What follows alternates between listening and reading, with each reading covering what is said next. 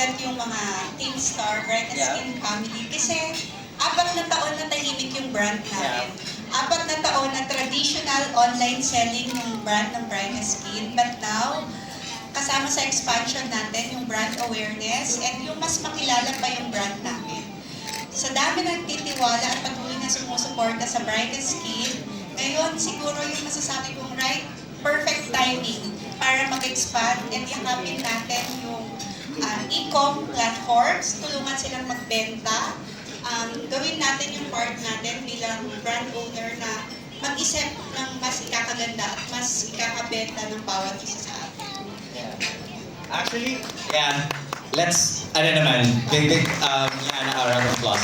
But yeah, I definitely agree with that. That is why, yung mga, executions, sabi lagi ni Miss Yana, binabaril niya ako lagi, Ron, let's prioritize the family. Okay, so oo nga, tama. And then now that we aligned after a lot of meetings, that's why medyo nagulat yung iba that mabilisan, mabiglaan, but then hindi na bukas kitalin kami makapaghintay na maiparamdam sa inyo yung pagmamahal na gustong ibigay ng brand and also nung ni Messiana and ni Sir Brent.